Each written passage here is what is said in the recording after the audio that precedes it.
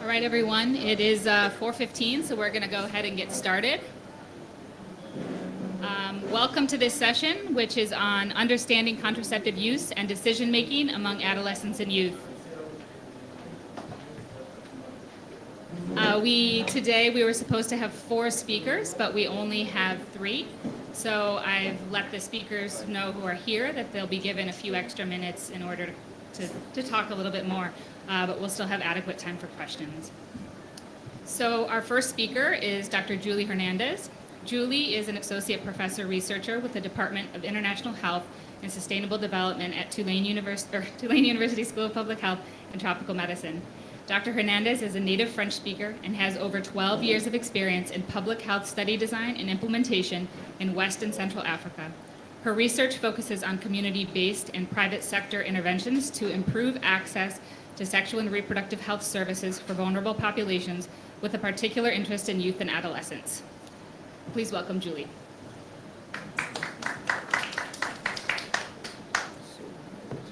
All right.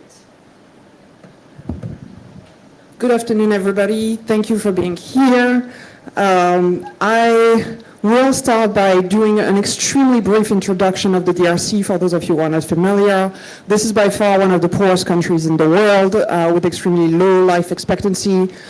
In terms of demographics, maybe the one thing you need to think about is that 46% of the population of DRC is under 14 years old, which means that when you're in DRC and you look around you, every other person you see is a child and a future teenager.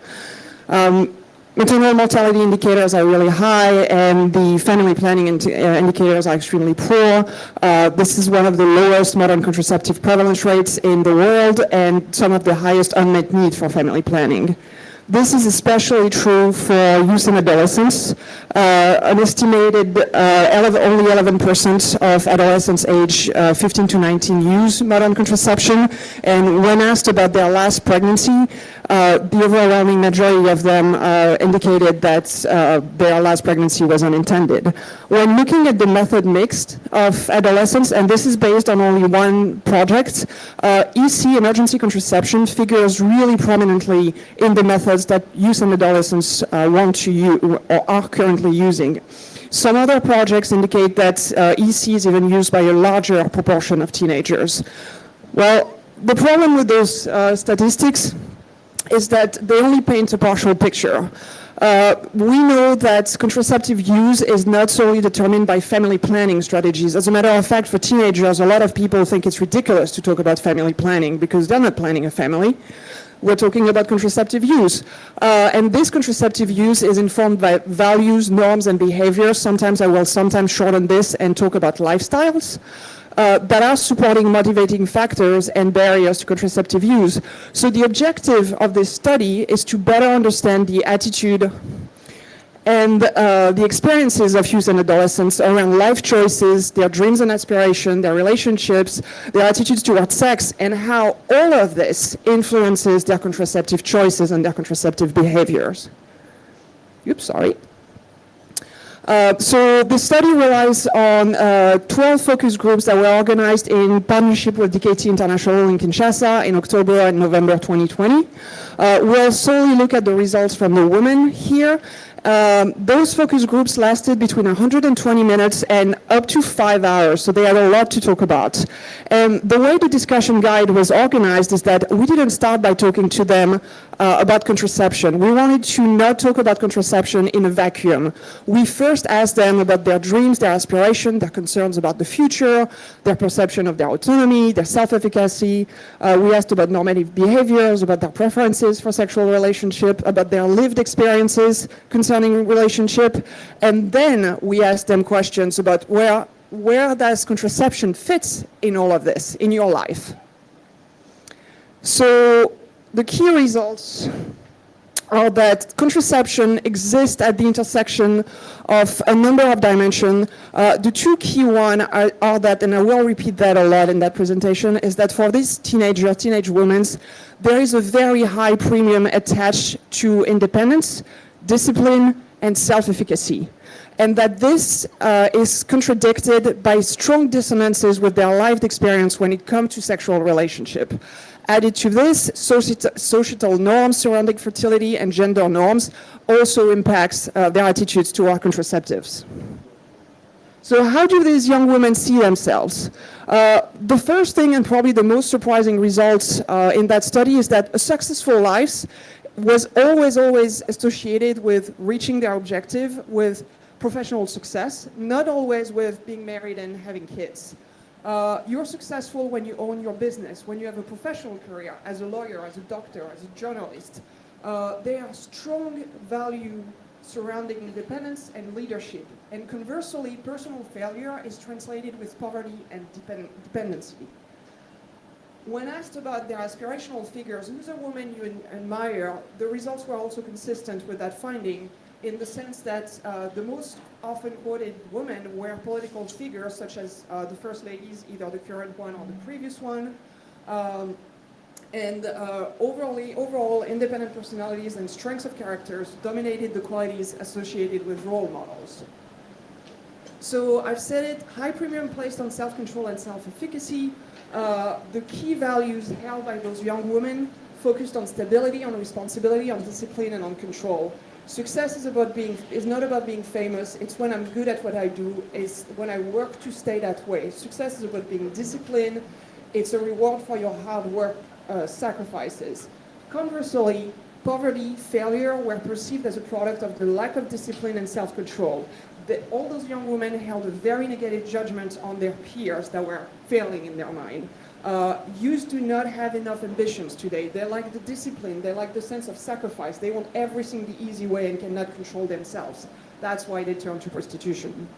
And only a very small minority of our respondents mentioned the economic and political context of the country to explain the difficulties young people were facing. So how do sexual behaviors fit in these norms and values? Well, ideally, of course, you have expected norms where sexual relationships are permitted within the framework of romantic feelings and implicit faithfulness, and I may add the promise of marriage. If I'm sure he's going to marry me, then we don't need to wait. Conversely, casual encounters are universally condemned, and the stigma is always put on the woman. One of them said, I would never have sex after meeting someone. I would wait. I would control myself, be a master of myself. The theme of self-control, of self-efficacy, strongly reemerges in this section of the focus groups. So, but can it happen that a woman is surprised then by sexual relationships? Yes. As a matter of fact, it's the only thing that can happen. In this framework, in this normative scheme, sex is necessarily something that happens to you because of circumstances outside of your control, and it always happens by surprise. It always happens unexpectedly. Nearly all of the respondents related casual, unplanned sexual encounters as a frequent occurrence in their lives and that of their peers. But in every case, they provided great details on how those casual encounters happen to explain the loss of control that is so at odds with their personal values and norms. So that's the role of special occasions, of the environment, of stimulants to explain the loss of control. It can be alcohol, it can be a romantic song. Women are also quite often victims of gender-based violence and power abuse. Some of the quotes here, it happened to me because I was going to keep my virginity, but then one day I met a guy and we were in a house and the rain started falling really hard. And unfortunately, I didn't have a choice, and that's how I lost my virginity. It's because of the hard rain. Yes, a friend of mine was in a situation like this. Her boss called her to discuss work, and they ended up in bed. And the one at the bottom practically describes date rape. So what do we have here? We have a very strong dissonance between the perceived self-efficacy and the lived experiences of those women that make it impossible to anticipate contraceptive needs.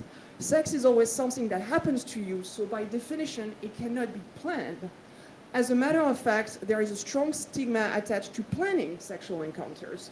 A girl with condoms in her purse, a girl who takes the pill, what is she looking for? You know she's easy. She's thinking about sex already, so it's easy to get her. So what about contraceptive methods in there? Well, first of all, gender norms compound the fact that it's very difficult for a woman to plan the use of contraception. Contraception is something that must always be renegotiated with each new partner. and the decision power resides in the often very poorly informed men. In addition, the norms around family and children also prevent women from planning the use of contraception. I mentioned that earlier. Husband, family, children are systematically included in the description of my life in 10 years. Yes, I will be married, I will have children, but that's not necessarily included in the description of what a successful life would be. Those are two separate categories. And in the language that we analyzed in the focus groups, the children are positively connoted, but pregnancy is a great misfortune. The two worst things that could happen to me would be to not have children, but also to have an unwanted pregnancy that would put an end to my education and bring dishonor to me. The problem is that we don't want to get pregnant now, but we want children later. How is that impairing the use of contraceptive? Because myths and rumors surrounding modern contraceptives are particularly strong around the themes that include fear of sterility. The idea is that it's one of the most omnipresent reasons not to use modern contraception. They all have anecdotes. My aunt used the implants after her sixth child, but then she remarried and her new husband wanted children, and so she had it removed, and she couldn't get pregnant for 3 years, and now he divorced her. I don't want to have that happen to me. So if contraception cannot be planned, cannot be something we use in advance, when's the last time you thought about contraception? Well, for almost all our respondents, it was after unprotected sexual intercourse. Last night, after unprotected sex, I thought about contraception because I realized I was in the wrong days. And usually it's something that either happens to them directly or happened to somebody else. My little sister got pregnant after her first time. That made me think about contraception. The situation is always associated with strong fear, with stress, with anxiety, including for those that are using condoms or calendar methods. However, this shame or this anxiety is more often attached to the loss of control over the fear of an unwanted pregnancy. I was so mad at myself for letting things go so far. I knew I could take pilotes, which is easy, and be okay, but I was ashamed that I had not followed my own rules. So what is a good contraceptive method? Well, after I've described all this, is it any surprise that EC is the most often used method for those teenagers? Because EC, if sex is only something that happens to you, then EC is the only method you can use after it happens, right? Another reason for strong use of EC by teenagers, it's because it is seen as a one-time thing, and it's consistent with other research existing in the literature, where, for example, abortion is seen as a better method, even though we know it's not true, but as a less consequential method because it's just one time, as opposed to something that stays in the body. So EC, for that reason, is also one of the method described as ideal. The only objection those teenagers had against EC is that you have to take it within 72 hours, and they asked if some doctors could ask one that you could take at any point, and that would save you from a pregnancy. So some lessons, and I put them in social marketing, but they apply to anyone doing behavior change programs, and they probably apply to a lot of the messaging we're doing. If you're going to use aspirational figures, a successful businesswoman might be a more effective figure than the mother of a happy family. Also, there is a trend, and I've seen some of it at ICFP here, in using fun and sex-positive messaging in a lot of youth campaigns. Well, from what I've described here, we want to be careful because those sex-positive messages might not resonate with those young women's values and norms who are all about, I will control myself. What has been described in other studies, the myth of the good girl. The probably key message that I would like you guys to take out of that presentation, is that unplanned sex, casual sex, is very, very prevalent in teenage lives. But the way they think about themselves, the norms they have for themselves in terms of self-efficacy and self-control, prevents them from planning contraceptive use. And that's the conundrum that we probably have to solve as people who work in that field. Also, the study, I hope, has highlighted the importance of EC in the method mix available to youth and adolescents, and the importance of continuing to advocate for policies and service delivery strategies that are EC-friendly. And finally, the messaging around modern contraceptives needs to address and not simply dismiss myth and rumors. When something that came out of those focus groups, when somebody's going to tell a teenager, well, by using these methods, your period might not come back or your period might change for a while, the one piece that is missing is, and it's not a big deal, and it will not prevent you from having children in the future. So addressing those myths and rumors, because they are very prevalent in that way of thinking, well, having an unwanted pregnancy would be terrible, but never having children would be much worse. Thank you very much.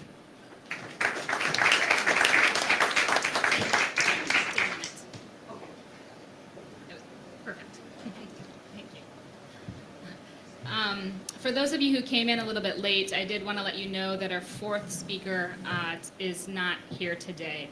So that is Uluwabelume Salako. So we only have 3 presenters in this session.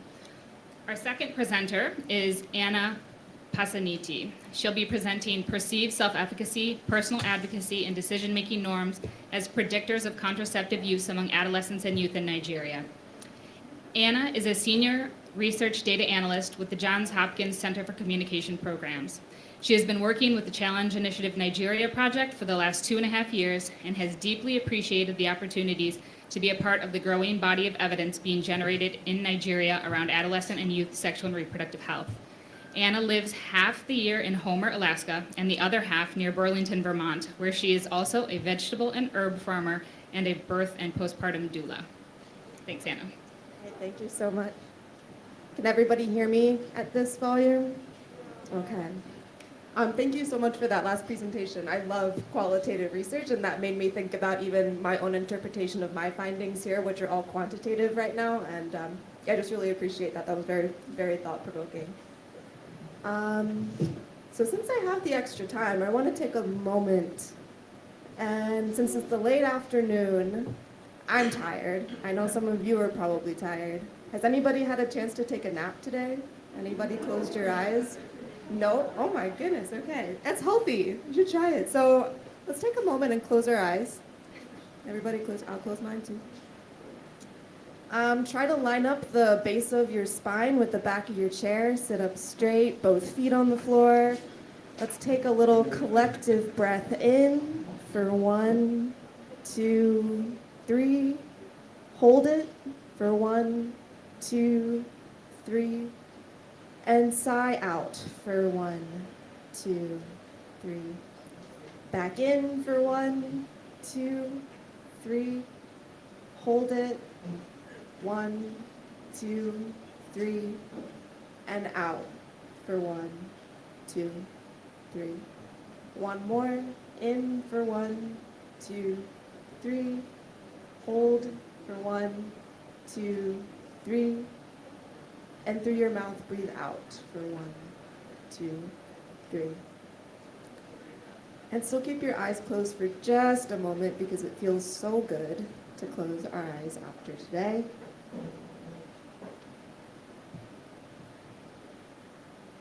Okay, one more deep breath. Okay, you can open your eyes whenever you want. Anna, I think you just got yourself nominated to lead more things. So. That always helps me at the end of a long day. I think, yeah, we need to close our eyes more often, even if it's not falling into a deep sleep, because I know it can sometimes be hard to get your mind sharp after that. Just closing your eyes and allowing yourself to kind of rest and collect yourself can make all the difference. That helped me with this upcoming presentation, so thank you. So my name's Anna. Thank you for the introduction. I work on the Challenge Initiative. Shout out to everybody in the back who also works on the Challenge Initiative. What else? I'm a senior research data analyst. I'm trying to think of what you haven't said, but I think you covered it all, so thank you. I will be presenting on perceived self-efficacy, personal advocacy, and decision-making norms as predictors of contraceptive use among adolescents and youth in Nigeria.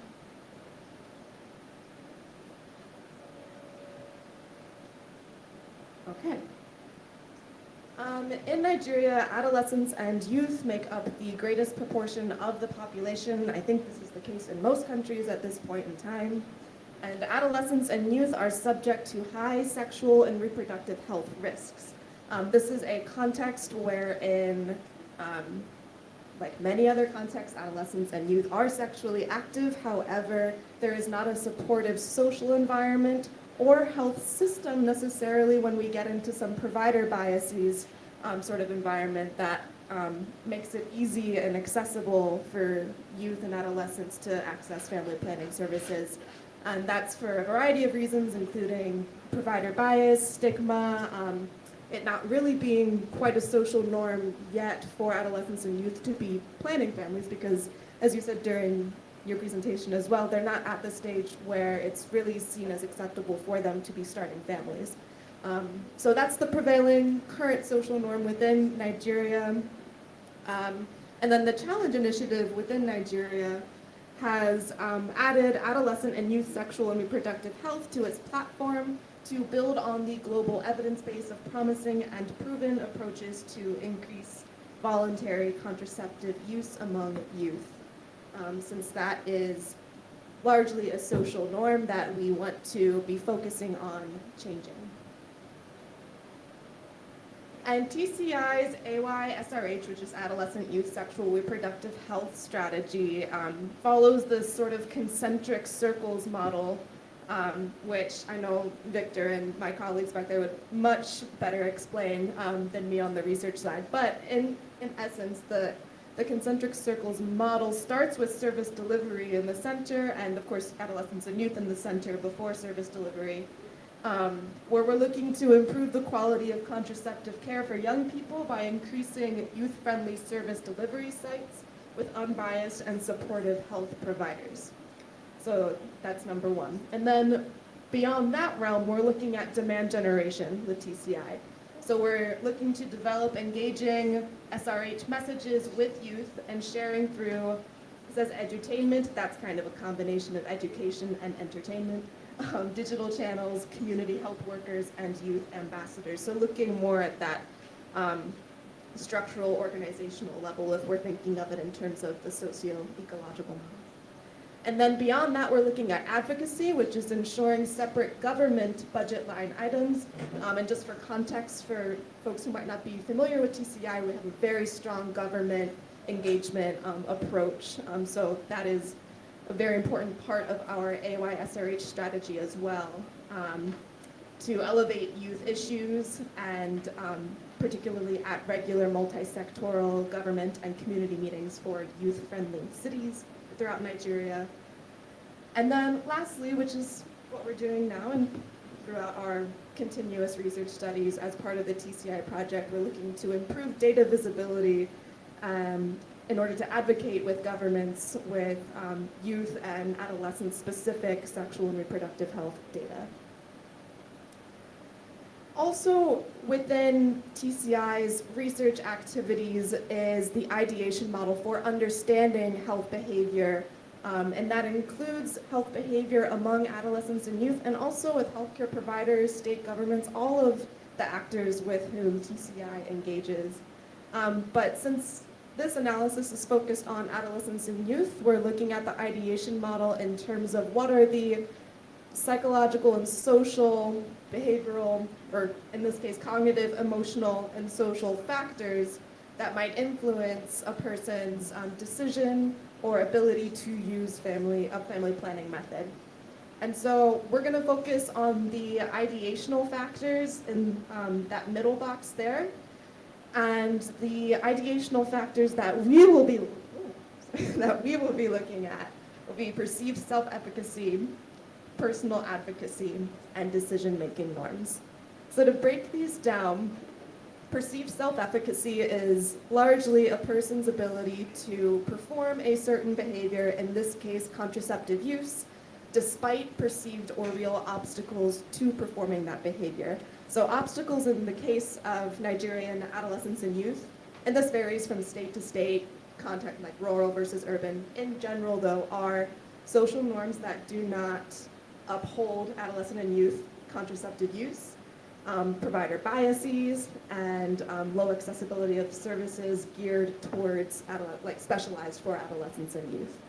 So perceived self-efficacy would be if an individual still felt confident in their ability to access or to use family planning, even despite those barriers being present.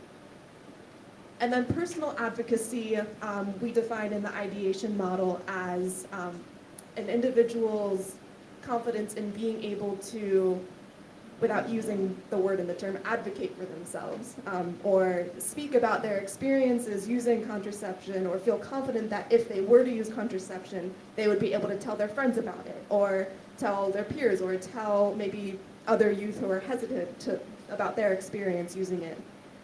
So personal advocacy is basically telling other people about your own experience and feeling confident in doing so.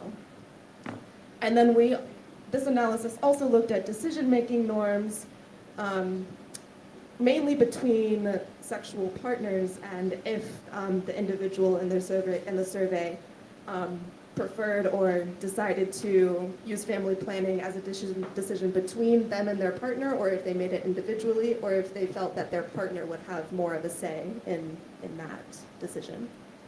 So the particular research question that we looked into is how are self-efficacy, personal advocacy, and decision-making norms associated with modern contraceptive use among adolescents and youth in Nigeria? And to do this, we employed a cross-sectional quantitative survey, which took place in 10 states in Nigeria, which was in 2020, I believe. And then we explored TCI program reach and ideational and behavioral trends associated with family planning use.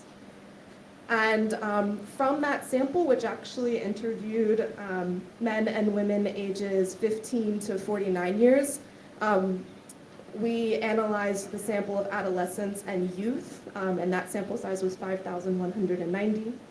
And our analysis focused on ideational variables of self-efficacy, personal advocacy, and decision-making norms, and their associations with modern contraceptive use among adolescents and youth, and adjusting for background characteristics, age, education, religion, marital status, and parity.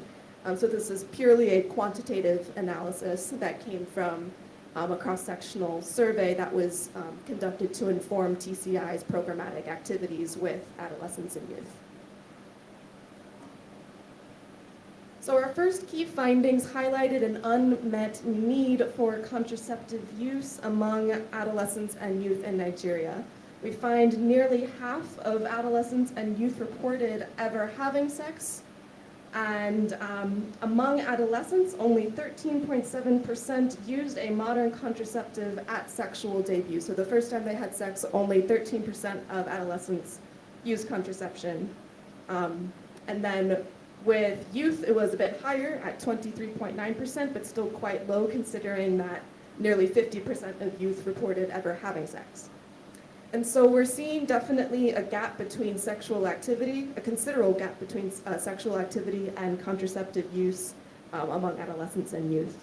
And then this wasn't part of the association analysis that we did, but just an interesting finding on the methodology preferred was that of those who used a contraceptive method at sexual debut, 80% used a male condom. So we're finding a strong preference for short-acting methods among this age group. Okay, and the key findings on personal advocacy and perceived self-efficacy. Sorry, this text is quite small. I'll do my best to explain so you don't have to look at it.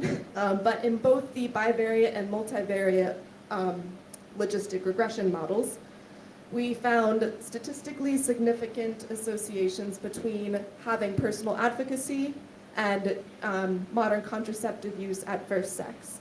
So adolescents and youth who had high personal advocacy were 3.7 or had 3.78 higher odds of having used a contraceptive method at first sex. And then similarly with self-efficacy, those who reported having high self-efficacy in the survey had 3.12 higher odds of having used contraception at first sex compared to those who did not have high self-efficacy.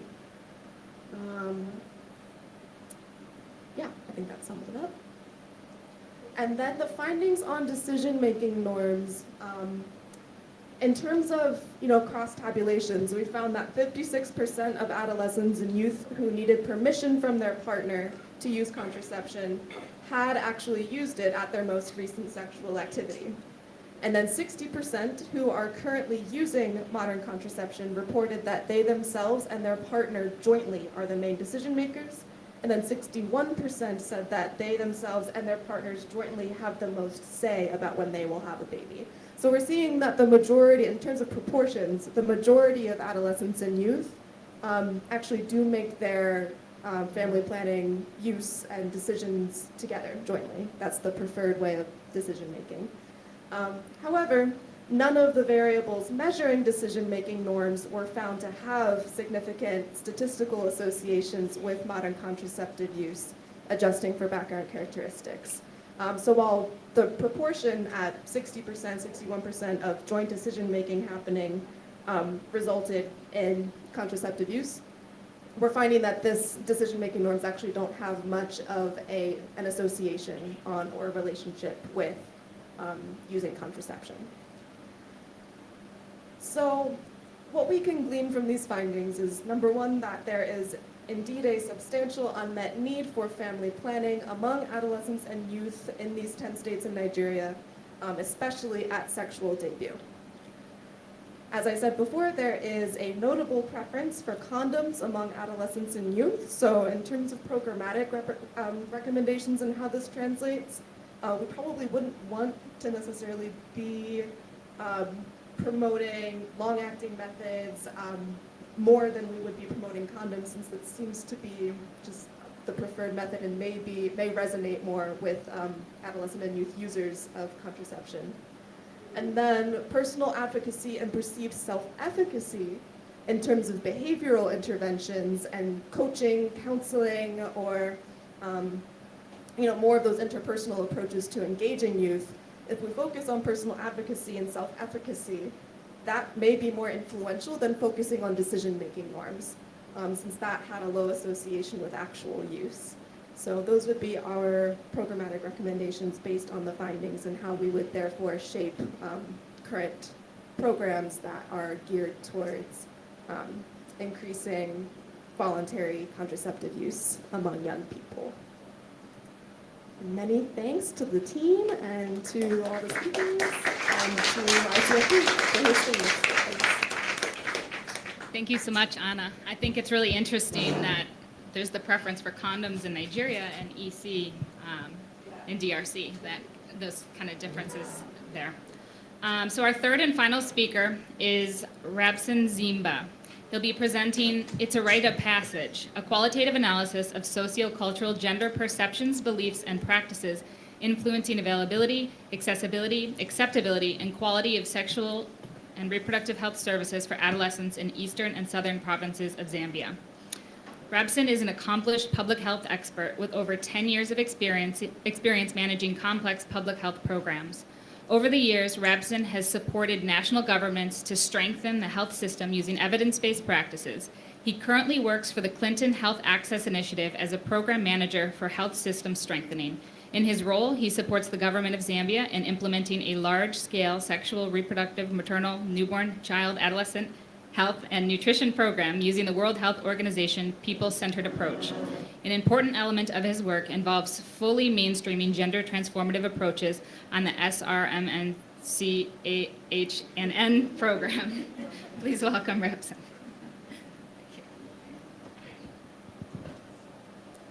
Thank you so much. Good afternoon.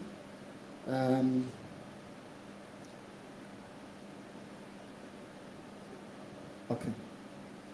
It's a rite of passage, an extract that we took from one of the parts of Zambia.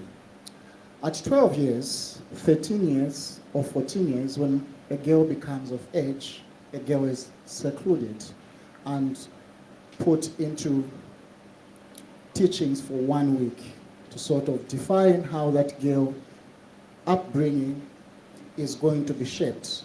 That entails passing through the traditional norms, that entails passing through culture, that entails passing through the values that are strongly held in the parts of Zambia.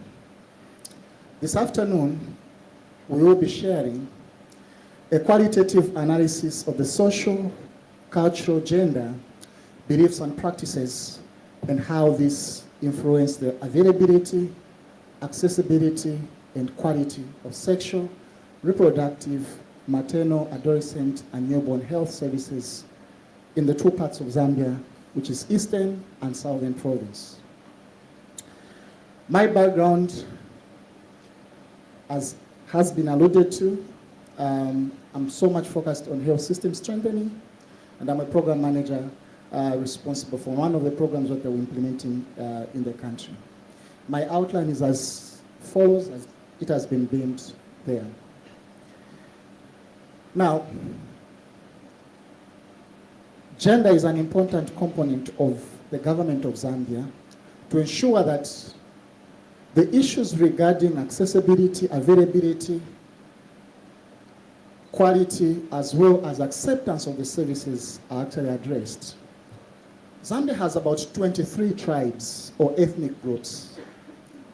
Therefore, this aspiration, or rather ambition, is threatened by some of the values that exist in these communities, and therefore it is important that we address these. However, you will notice that little is known about how these cultural values, traditions, cultural values, traditions, and norms influence the understandings of girls, how they uptake the services in the country. More to it is to also bring into context the gender side of things, to understand how are the roles between the girls and the boys influencing the uptake of these services. Realizing this important agenda, the Clinton Health Access Initiative, with support from the Embassy of Sweden in Zambia, working with the Ministry of Health, did undertook a study that aimed to generate evidence to inform how the program is going to be designed to be responsive to the gender issues in the country. The study intended to identify and understand the social, cultural, gender perception, beliefs, practices that influence the uptake of these services in two regions of Zambia, and that's Eastern and Southern provinces. It also intended to identify the barriers and facilitators of accessing and utilizing SRH services to inform the implementation of SRH interventions for adolescents on the People at the Center of Health program in the country. So in terms of the study design, this was a cross-section qualitative study design, and we did utilize two frameworks. The primary framework that we utilized was the availability, accessibility, acceptability, and quality. Then the second framework that we utilized was the gender analysis framework. Basically, that looks at that has the four domains to try and bring out how the laws in the country affecting issues around gender and uptake of these services. How are the regulations and practices affecting the uptake? Also, the influencing factors around the cultural norms and beliefs and the patterns of power between the men, women, girls, and boys, and how this perhaps influence the uptake of services, but also more importantly, access to resources. In terms of the study selections, we had two regions of Zambia, and these two regions were selected basically to represent, number one, the urban versus rural, and the number two, we also selected this to sort of represent the cultural aspect, patrilineal versus areas that are also matrilineal domains. So we selected this based on those two. Now, we conducted focus group discussions, we conducted desk reviews, then we also conducted key informant interviews with civil society organizations, national and sub-national actors within the Ministry of Health and within the gender space in the country. The data analysis we did transcribe verbatim, and also we used in vivo to sort of analyze. So these are the two frameworks that guided our thinking in terms of how this is supposed to be looked at. So you will see that there are mainly 4 pillars. This is availability, and there's physical, financial, then you have the social and the other domains that are there. Then with regards to the gender, you'll see that in between there's power, then you have the beliefs, and then you also have the other domains, access to resources, and you see how, you know, these are actually influencing. So this was the two main frameworks that we used to analyze our findings. Now, with regards to the availability of services, we did identify that both short-term and long-term family planning methods were available, and these were they were available at all facilities. And we also did identify that amongst these, adolescents did mention that they felt that they had, you know, a variety of options to actually choose from, a mixed method, both short-term and long-term. When it came to men, they did identify that, yes, they are aware that, you know, there are more than one method, but mostly amongst the adolescents, the main method that was identified to be available were condoms. Of course, most of these facilities, you see that vasectomy was also offered, but that was not mentioned amongst a number of facilities except a few. Now, with regards to providing SRH services, you will see again that when we asked the adolescents who was, you know, participating in the provision of these services, both male and female did indicate that they were participating in these, and they were provided by the community health workers, they are provided by healthcare workers as well. Now, an important thing that we noted amongst this, we see that participation in the youth-friendly services to encourage the adolescents to open up, you know, to their needs, to open up to what they want. The Minister of Health has put it on an agenda to establish the youth-friendly services. However, again, you'll note that because of certain gender and cultural and traditional norms, we see that participation in these is more skewed to the boys. And when we spoke to a number of them, you will notice that they did mention that gender traditional norms, for example, a girl is expected to be doing household chores when they are out of school. They are supposed to be caring for parents, they're supposed to be, you know, getting water. So in other terms, the triple bedding responsibility again for girls, where they're supposed to shoulder all this responsibility, was limiting their participation, for example, in the provision of these services. Now, you will see again here, when it comes to the physical accessibility, that we did identify here a number of factors that were affecting. So with accessibility, the adolescent did mention that long distance to the facilities was actually a barrier for them to access these services while they were available. At night, they did mention that the path became unsafe in some places, and so that also limited them if they want to seek, for example, the services, because sometimes during the day they were scared that they would find their parents, and their parents would basically judge them harshly. So they would want to access at other times.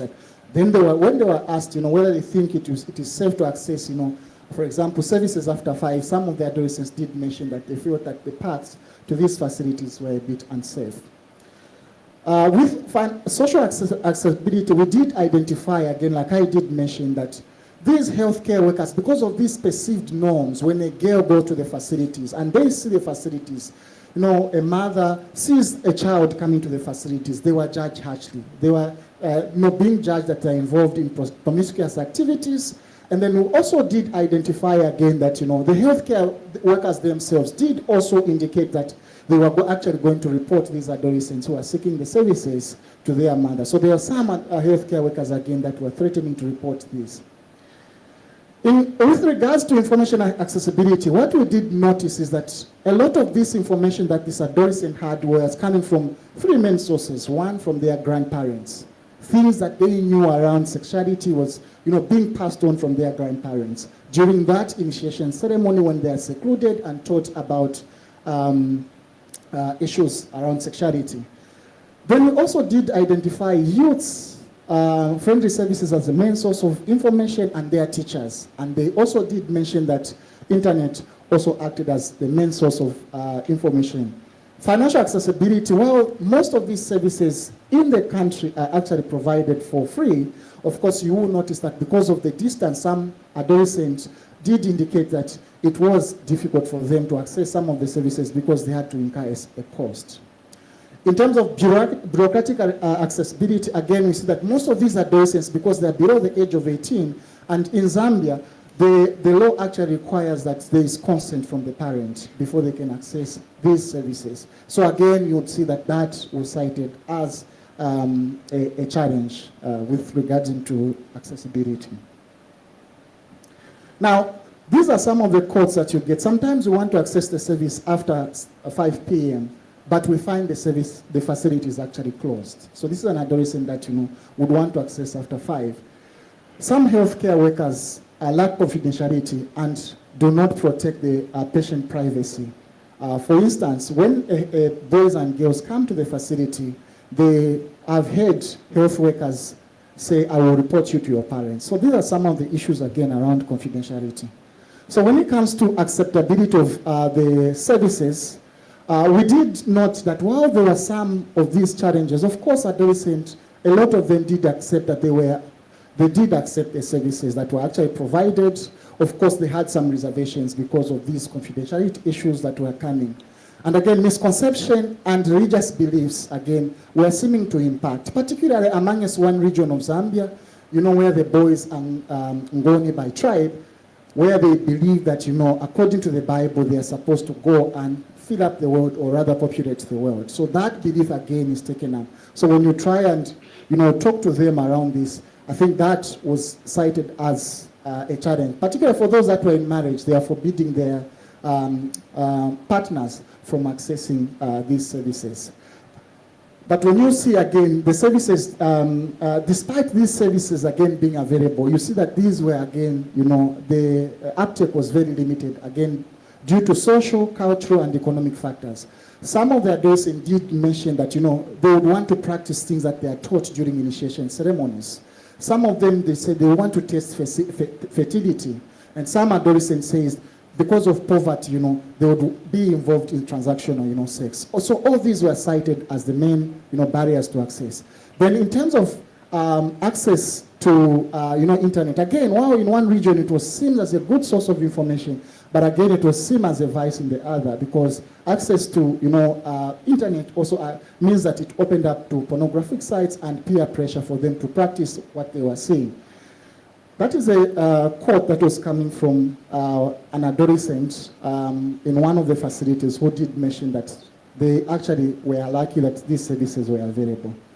Now, with regards to adolescents, most of them did indicate that they were actually comfortable with the services that were provided and the quality, but of course they did mention that there were long waiting times in terms of commodity stockouts, inadequacy of infrastructure. I think all these were affecting confidentiality. And you can see a quote there from one of the adolescents who did mention that long queues at the outpatient department discourages the boys from getting into the line to get access to condoms. Now, in conclusion, what do we see? We see that, again, these strongly held, traditional values, cultures in the country, compounded by religious beliefs, again, are impacting the way how these adolescents are, accessing these services. Initiation ceremonies, in particular, seems to play a key role in transferring these, norms from one generation to the other, and hence the need to address them. Then utilizing trusted channels such as, grandparents, teachers, was seen to be an easier way to utilize to sort of, pass the correct messages to the adolescents. So lastly, those are the key recommendations. In order to address this, the government of Zambia, of course, with support from several partners, they are strengthening the use of these adolescent-friendly services, but also building the capacity of healthcare workers to sort of eliminate some of these biases that you have seen and implement a gender transformative approach. And this is challenging these roles that exist, and how can we ensure that, the adolescent can feel comfortable. Lastly, we are looking at the social change, behavior strengthening, but also the challenges around health system strengthening. These have been cited as among the challenges. Just to thank the Swedish government, but also the Ministry of Health, and my colleagues also who are here that did participate in this study. Thank you so much. Thank you very much. much for that presentation. So it looks like we have about 30 minutes for questions. Why don't we start maybe with 5 questions, and then we can have them respond and then see if there's more questions after that. So does anyone have any questions to kick us off? Got one here. Yeah, right here. Go ahead. Over here. You want to hand it?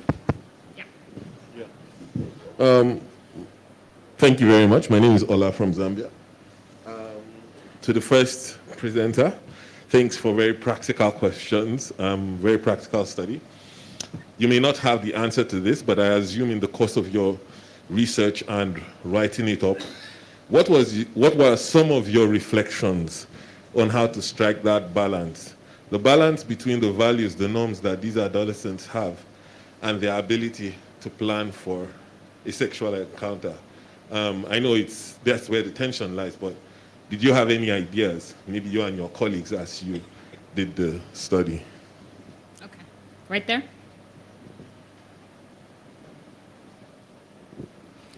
Thank you. Morrison Zulu from Zambia as well. Great presentation to all the presenters. My question is directed at the second presenter. Yes. So when it comes to elements or aspects like self-advocacy and perceived self-efficacy, I'm just thinking like these are more psychological, a little bit abstract, if you will, aspects, to programming, if you will. And then how do you directly translate these, into messaging, for example? When you're dealing with adolescents, I don't think they are straightforward. Are these things that you want to sort of bring out as you're engaging them? Are these elements that you want to bring out in demand generation or IEC materials? And if so, how do you really, bring them out so that they're impactful? I don't know whether my question makes sense. Thank you. Is it okay, Eileen? I'm Eileen Spicer from United States. My question is for the second speaker as well. And so given that you just have quantitative data, unlike Julie's data, how do you know that condoms are the preferred method? Maybe they actually don't have the self-efficacy or access to other method choice. So. I actually have a question that's kind of a follow-on to that, and I think it's maybe not a question as much as a comment, because I think it might be unfair to expect presenters to have an answer. I just always feel quite concerned when I see like preference for emergency contraception or condoms, because they're so unreliable. And as somebody who's enjoying my final year of counting as a young person, I'm now 35, these kind of memories are fresh in my memory of grappling with these things. So I don't know, I guess my reaction from the first and second one was just thinking that although those preferences might exist, how can we as a kind of community accommodate those preferences, but also play that role in really trying to encourage consideration of other methods that might be more effective? Because I think it's kind of letting young people down to think that EC is an effective method of contraception, because it's not. Great. Okay. And then last question in the back, and then we'll have them respond, and then we'll probably have time for more questions. Hello, my name is Katharina Hinz. I'm from the Berlin Institute of Population and Development. And if I got it correctly, in your survey, you had young people between 15 and 49, is that? The survey was 15. Okay, because my question would be, do you see any difference between the people who are young now as compared to people who were young some time ago? That would be interesting for me. Thank you. Okay. Sorry? Oh yeah. Can we? Yeah, grab the mic. And I'm going to sneak a question in for Anna too, which is that I think your sample had both males and females, and I was curious if you looked at that separately by sex. So who would like to go first? Julie, would you like to? I'll take the first question. So thank you for your question about how do you go about achieving that balance between the discrepancy between the norms and the values that the adolescent hold and the reality of their lives.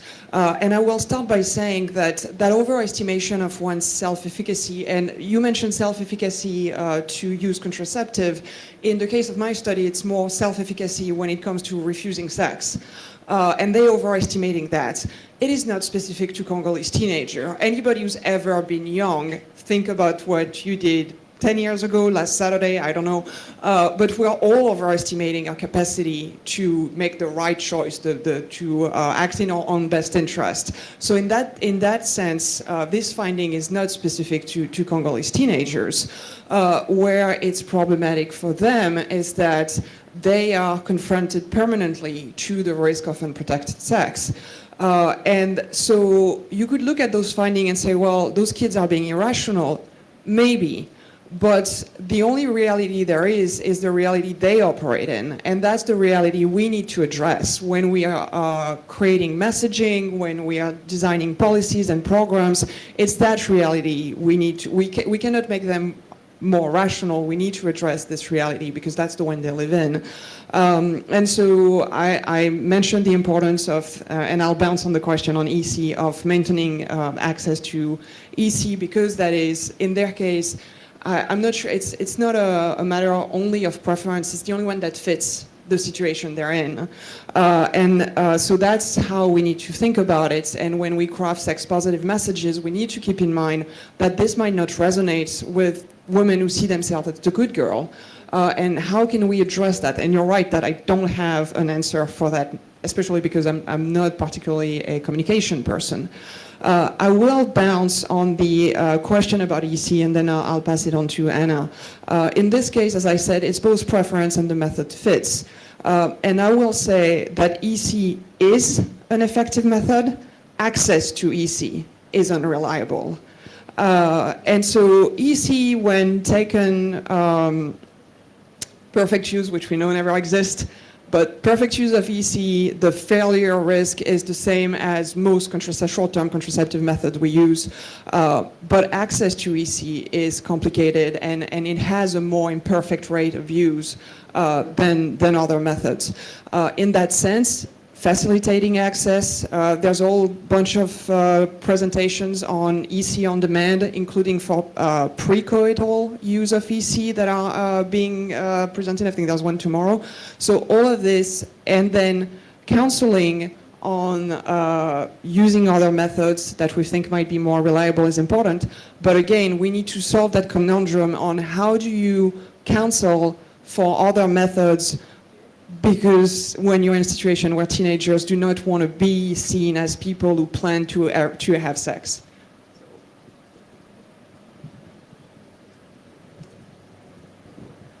Okay. I'm going to try to remember everything. So sorry, please call out if I skipped answering one of the questions. But I believe the first one was, how do we materialize these psychosocial concepts of self-efficacy and personal advocacy into programmatic approaches, right? And I think psychosocial concepts such as these really live in a part of our minds that is not rationalized by the thinking part of the brain, right? It's more, with self-efficacy and personal advocacy, experiential approaches are really important to build that confidence and allow really the body to feel safe in advocating for family planning use and to feel that confidence of being able to use despite all of the barriers that exist for adolescents and youth.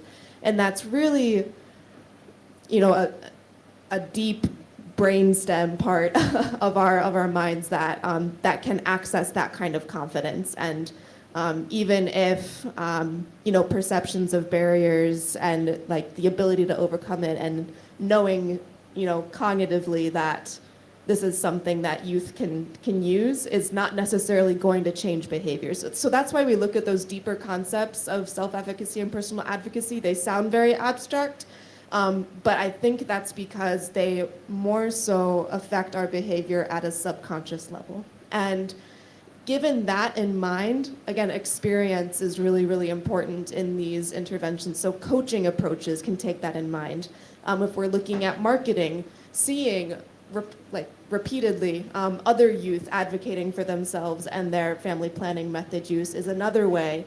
If we're looking more at like branding and social media marketing or other, large-scale communication approaches, but then also at the interpersonal level with counseling and coaching and mentorship programs for youth that can really focus on increasing confidence and life skills that can have a huge effect on increasing these, cognitive aspects of personal advocacy and self-efficacy. To get to your question on, reframing this not as condoms as a preferred method, but really as the most used method. And thank you, that's a great comment. I think I should not have used the term preference because it was especially in a survey where we don't really have that qualitative finding to back up that it was preferred. I think what I meant by that was it is the most commonly used method. So whether or not it's preferred is unknown based on our data. So yeah, I can't really make those conclusions, but it was the most commonly used. And given what we know based on literature reviews and reviews of other studies and qualitative findings coming from these 10 states in Nigeria, yeah, we can make those more like substantial conclusions about maybe condoms are more accessible to youth because there's greater anonymity behind obtaining condoms, right? In order to obtain long-acting methods, you have to receive counseling from a healthcare provider, you have to show up to the facility.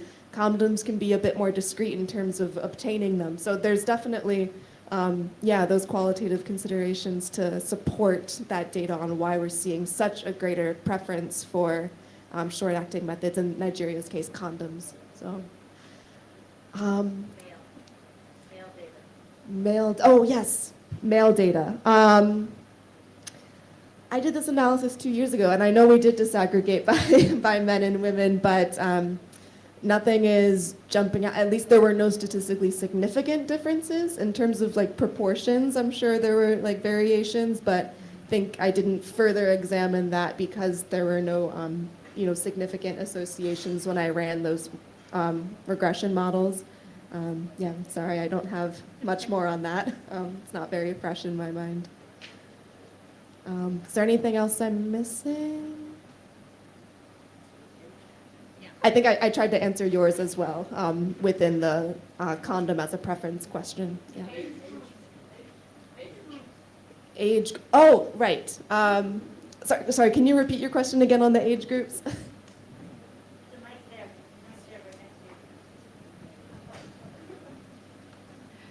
No, I was wondering whether there are any differences between the younger age groups that you had in the survey, who are young just now, and those whose use is a little bit further behind. Yeah, like retro. Okay. So for this analysis, I isolated the sample of respondents who were between the ages of 15 to 24, even though the survey as a whole, formative research data collection method looked at folks between the ages of 15 to 49. When I conducted this analysis and was looking at those behavioral factors among youth, I was really only looking at ages 15 to 24. So no, I don't have that comparative age data. Okay, I'm going to open it up again for questions, and Julie's going to start. And I'll do 5 more questions again if there are questions. Sorry, I also have a question for Anna. Your data showed that the majority of the decisions were made jointly, basically. Did you try, I know you don't have a big sample of people who do not use condoms, but did you try to look at the subsample because with condoms, obviously it's going to be jointly, like it's not something you can discretely use. Did you look at the subsample of people who use method you could use without joint decisions?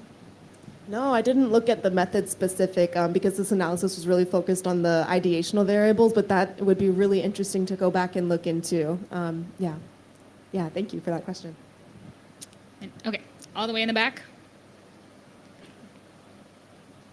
Hello, my name is Constancia Mawodza. I am from Zimbabwe, and I also do research kind of on young people's contraceptive decision making and what that looks like, but more qualitatively. So I had a bit of comment that maybe you can respond to, both on kind of the self-efficacy, self-advocacy, as well as with the study in Zambia. So with the young people in Zimbabwe, age 16 to 24, they don't even want to use hormonal contraceptives. And this is more with the social norms around threats to fertility. So a lot of them would literally tell me, well, my not using contraceptives is actually a method of family planning because I'm protecting in the present my ability to have children in the future, right? So they're literally planning for their family as a literal definition, right? And a lot of why this is so embedded and penetrative in for them is because they get told all of this information from reference groups or social networks or their parents and communities, yeah? So I was wondering if you could comment if you think that there is or reflect on whether there is an intersection that can happen in how we approach social norms and values with kind of your idea of self-efficacy and self-advocacy that's a bit more in the back, and whether by addressing some of these concerns we can actually get to having them self-advocate for themselves because they have a better understanding of the relationship between fertility and hormonal contraceptives. And then for the study in Zambia, where you were speaking about how young people, when you start your menstruation when you're a young girl, right, you go for a week and you have all of your community aunties teach you everything you need to be taught in that week, yeah? And whether you think that is a potential reference point to somehow have these spaces and these discussions before they're even thinking about using hormonal contraceptives. So how do we merge these kind of cultural events and things that happen to young people to actually ensure that they have the right information and the safe spaces to address some of their concerns? Thank you. Why don't you guys go ahead and answer those now? Yeah, sure.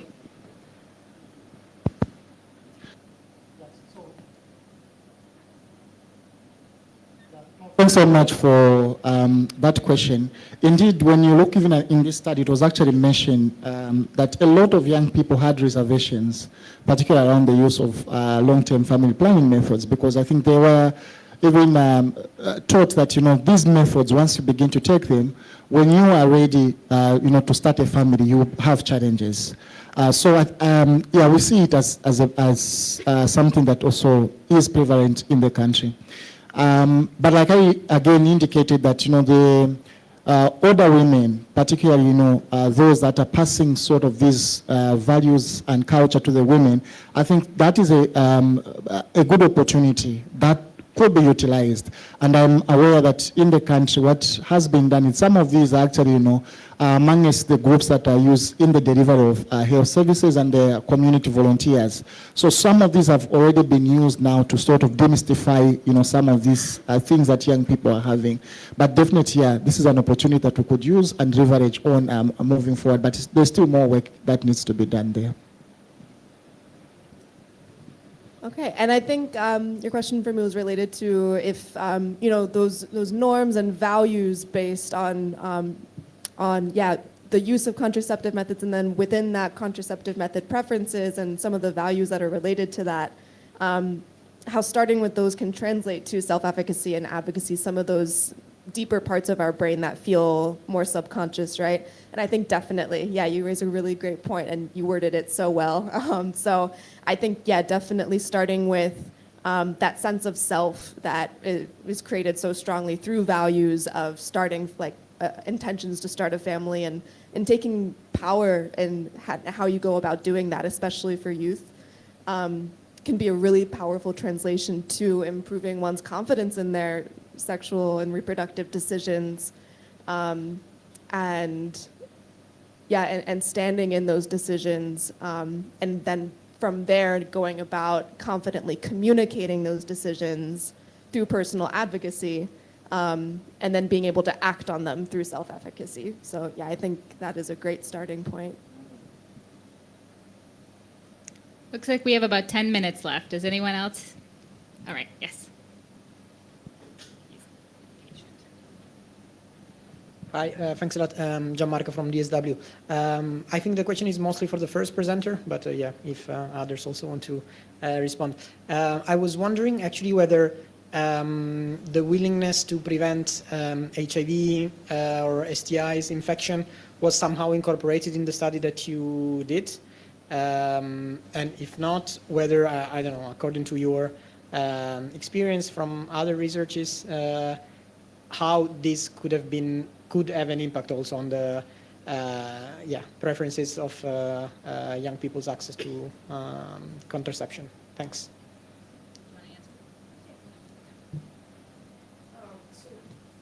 First of all, DRC, Kinshasa in particular, is a low HIV prevalence environment, surprisingly, maybe. But so it's not a disease that's on the forefront of young people's mind, especially because you have to think, we're that generation. I'm not going to not bundle you with me, but I'm that generation that was a teenager when the AIDS epidemic started. They're not. AIDS it's kind of like, it's a disease that there are medicines. It's not the big scare that it used to be for us, or for me at least. So in that sense, it's not really a fear that comes into play. I would say the one disease that they're afraid of is cancer. That covers just about any disease that they know anyone has died of. It doesn't have to be actual cancer. It's just somebody died of a disease. It was cancer. And of course, we all know contraceptive will give you cancer. So that is one of the most commonly found myths. And in that sense, if that plays any role, it's a deterrent to contraceptive use, because that's one of the strongly held rumors in the community, I think in part because of the simplicity of that message. So it sticks with people. They do understand that. It's like, oh, this causes both. So yeah, no, STI, and we asked actually the participants in our focus groups, what are you afraid of? When you have like a sexual encounter, they're afraid of losing their reputation. Is the one thing they're afraid of. After that, they're anxious about an unwanted pregnancy, and way below that, they're mentioning, well, I could catch a disease maybe, but that's not very high. Anyone else?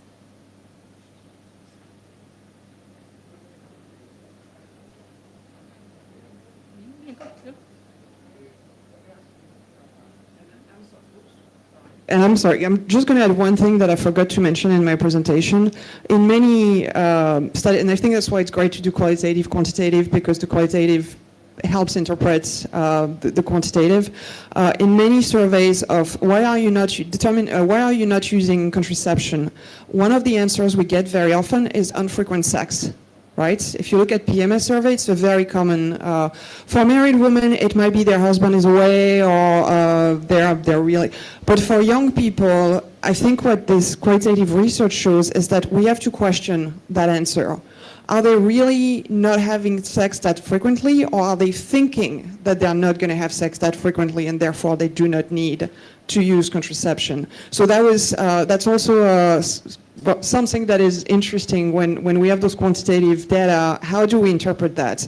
And I think that's a possible way of interpreting those infrequent sex results in those surveys. So I just wanted to add this because I forgot to say it. Okay, if no one has any other questions, then I think we can wrap up. Thank you to the presenters one last time.